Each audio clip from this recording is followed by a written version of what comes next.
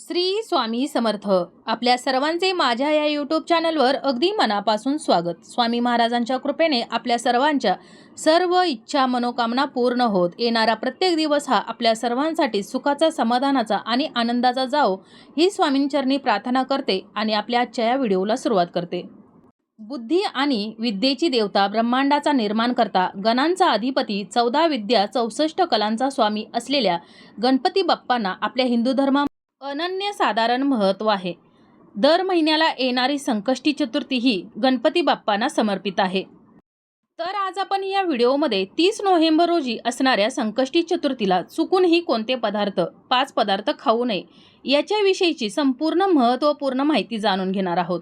हे जे मी 5 पदार्थ सांगणार आहे, हे जर तुम्ही 5 पदार्थ या उपवासा दिवशी चुकूनही खाल्ले तर तुम्ही केलेल्या व्रताचे पुण्य तुम्हाला प्राप्त होणार नाही.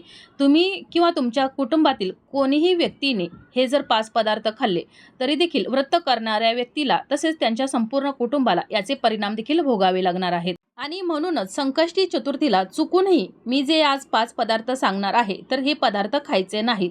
आता हे कोणते पदार्थ आहेत हे जाणून घेण्याकरता व्हिडिओ शेवटपर्यंत पहा, जेणेकरून संपूर्ण महत्त्वपूर्ण माहिती तुमच्यापर्यंत पोहोचेल. तसेच चॅनलवर जे नवीन आहे त्यांनी चॅनलला सबस्क्राईब करा, जेणेकरून आपले येणारे असेच नवनवीन माहितीमय आणि भक्तिमय व्हिडिओ तुमच्यापर्यंत पोहोचत राहतील. व्हिडिओ पाहत असताना व्हिडिओला लाईक करायला विसरू नका. संकष्टी या शब्दाचा अर्थ म्हणजे संकटातून मुक्ती किंवा अडथळे आणि प्रतिकूल काळापासून मुक्तता असा होत असतो. संकष्टी चतुर्थीच्या दिवशी श्री गणपती बाप्पांची मनोभावे पूजा करण्यात येते. या दिवशी भगवान शिवांनी आपला पुत्र गणेशाला सर्व देवांमध्ये श्रेष्ठ म्हणून वरदान दिलं होतं आणि म्हणूनच हा दिवस खूप खास मानला जातो. या संकष्टी चतुर्थीच्या दिवशी गणपती बाप्पांची मनोभावे आराधना, व्रत, उपासना केल्यानं सुख सौभाग्य वाढतं आणि घर परिवारात येणाऱ्या सर्व अडथळ्यांपासून, समस्यांपासून मुक्ती मिळते. आपली जी काही रखडलेली कामं असतील, शुभकार्य असतील तर ते देखील पूर्ण होतात. तसेच या चतुर्थीच्या दिवशी चंद्राचं दर्शन घेतल्यानं आपल्याला गणपती बाप्पांचे दर्शन केल्याचं पुण्य प्राप्त होत असतं. तसेच या दिवशी स्त्रिया आपल्या मुलांच्या दीर्घायुष्यासाठी आणि यशासाठी उपवास करत असतात. यापूर्वीच्या व्हिडिओमध्ये आपण हे संकष्टी चतुर्थीचे व्रत कसे करावे, तसेच गणपती बाप्पांची उपासना कशी करावी, आराधना कशी करावी याविषयीची संपूर्ण महत्त्वपूर्ण माहिती जाणून घेतलेली आहे. तर आता आपण या संकष्टी चतुर्थीच्या दिवशी आपल्याला हे कोणते 5 पदार्थ आहेत तर ते खायचे नाहीत, तर ते आता आपण जाणून घेऊया. तर या संकष्टी चतुर्थीच्या दिवशी व्रत करत असताना घरातील कोणत्याही व्यक्तीनं, व्रत करणारा व्यक्ती तसेच त्या इतर घरातील कुटुंबातील व्यक्तींनी देखील जे काळे मीठ असतं तर त्या मिठाचा चुकूनही या दिवशी वापर करायचा नाही. हे मीठ खायचं नाही. यासाठी तुम्ही जे बाजारामध्ये उपवासाचे सैंधव मीठ मिळतं तर ते घेऊन यायचं आहे आणि त्याचा या दिवशी वापर करायचा आहे. किंवा आपले जे समुद्री मीठ असतं तर त्याचा देखील तुम्ही वापर करू शकता. परंतु चुकूनही या संकष्टी चतुर्थीच्या दिवशी घरामध्ये काळ्या मिठाचा वापर करायचा नाही. त्याचबरोबर दुसरा जो पदार्थ आहे जो या संकष्टी चतुर्थीला खायचा नाही तर तो म्हणजेच जे जमिनीखाली उगवणारे जे कंदमुळं असतात, म्हणजेच बीट असेल, गाजर असेल, मुळा असेल किंवा कांदा असेल, तर असे जे पदार्थ आहेत तर ते उपवासाला खाण्यास आपल्या हिंदू धर्मामध्ये मनाई केलेली आहे. त्यामुळं आपण या संकष्टी चतुर्थीच्या दिवशी किंवा इतर कोणताही आपला उपवास असेल तरी, कोणतंही व्रत असेल तरी देखील या व्रताला खायचं नाही. आता हे जे पदार्थ आहेत, या जी वस्तू आहेत, ही कंदमुळं, तर या उपवासाच्या दिवशी घरातील इतर कुटुंबातील व्यक्तींनी खाल्ले तरी देखील चालू शकतील, ज्यांनी व्रत केलं नाही त्यांनी. परंतु ज्यांनी व्रत केलं आहे तर त्या व्यक्तींनी हे चुकूनही पदार्थ खायचे नाहीत. म्हणजेच ही जी कंदमुळं जे आहेत तर ती कंदमुळं या दिवशी खायची नाहीत. त्याचबरोबर तिसरा जो पदार्थ आहे जो या संकष्टी चतुर्थीच्या दिवशी आपल्याला चुकूनही खायचा नाही तर तो म्हणजे फणस. या दिवशी आपण फणस चुकूनही खायचा नाही, ज्यांनी व्रत केलं आहे तर त्या व्यक्तीने. तसेच ज्यांनी व्रत केलं नाही तर त्या व्यक्तीने या दिवशी हा फणस खाल्ला तरी देखील चालू शकतो. परंतु ज्यांनी व्रत केलं आहे तर त्या व्यक्तीनं चुकूनही फणस खायचा नाही. किंवा फणसापासून बनलेला जो कोणताही पदार्थ असेल तर तो देखील या दिवशी खायचा नाही.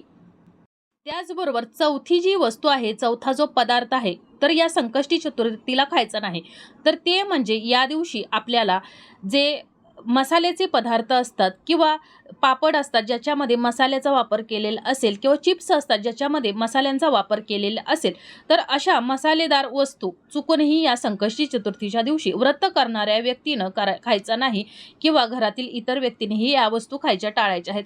शक्यतो या ज्या मी वस्तू सांगत आहे तर या सर्वच वस्तू घरातील सर्व कुटुंबातील सर्व व्यक्तींनी या दिवशी खायच्या टाळायच्या आहेत.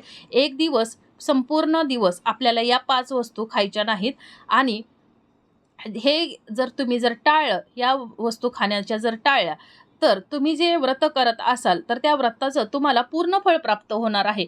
परंतु चुकूनही तुमच्याकडून एखादीही वस्तू यापैकी जर खाल्ली गेली तर तुम्ही केलेल्या व्रताचं तुम्हाला पुण्य प्राप्त होणार नाही. तुम्ही कितीही उपवास केला, कितीही आराधना केली, कितीही गणपती बाप्पांची जरी पूजा केली तरी देखील तुम्हाला या संकष्टी चतुर्थीचे पूर्ण फळ प्राप्त होणार नाही. त्याचबरोबर अत्यंत महत्त्वाची गोष्ट म्हणजेच या संकष्टी चतुर्थीच्या दिवशी आपल्याला या संकष्टी चतुर्थीच्या पूजेमध्ये किंवा इतर कोणत्याही कामासाठी आपल्याला तुळशीचा किंवा तुळशींच्या मंजुळांचा वापर करायचा नाही. कारण गणपती बाप्पा आणि तुळशी यांचं वैर आहे, त्यांचं पटत नाही आणि म्हणूनच आपल्याला या श्री गणपती बाप्पांच्या पूजेमध्ये कुठेही तुळशीचा किंवा तुळशीच्या मंजुळांचा वापर करायचा नाही किंवा इतर कोणत्याही ठिकाणी आपल्याला या दिवशी चुकूनही या तुळशीचा वापर होणार नाही याची आपल्याला काळजी घ्यायची आहे. त्याचबरोबर तुळशी ही श्रीहरी विष्णूंची प्रिय असल्यामुळं आपल्याला श्रीहरी विष्णूंच्या पूजेमध्ये या तुळशीचा वापर अवश्य करायचा आहे. श्रीहरी विष्णूंची पूजा ही तुळशीच्या पानांशिवाय अपूर्ण आहे. परंतु भगवान शंकर, माता पार्वती, कार्तिकेय, गणपती बाप्पा यांच्या कोणत्याही पूजेमध्ये या तुळशीच्या किंवा तुळशीच्या मंजुळांचा वापर आपल्याला करायचा नाही. त्याचबरोबर 5वी जी वस्तू आहे आणि ही अत्यंत महत्त्वाची वस्तू आहे तर ती या चुकूनही संकष्टी चतुर्थीच्या दिवशी खायची नाही. म्हणजे ही घरातील कोणत्याही व्यक्तीनं खायची नाही, कुटुंबातील कोणत्याही व्यक्तीनं या संकष्टी चतुर्थीच्या दिवशी खायची नाही. ती म्हणजे मांसाहार. एखाद्या व्यक्तीला मांसाहार रोज करण्याची सवय असते, परंतु काहीही झालं तरी देखील या संकष्टी चतुर्थीच्या दिवशी हा मांसाहार टाळायचा आहे, नॉनव्हेज टाळायचं आहे. तसेच तामसिक जे पदार्थ आहेत म्हणजेच कांदा लसूण असेल तर हे पदार्थ देखील तसेच मसालेदार जे पदार्थ असतील तर ते देखील या संकष्टी चतुर्थीच्या दिवशी खायचं आपल्याला टाळायचं आहे. त्याचबरोबर कोणत्याही व्यक्तीचं उष्ट जे अन्न असतं, उष्टे जे पदार्थ असतील तर ते देखील व्रत करणाऱ्या व्यक्तीनं खायचे टाळायचे आहेत.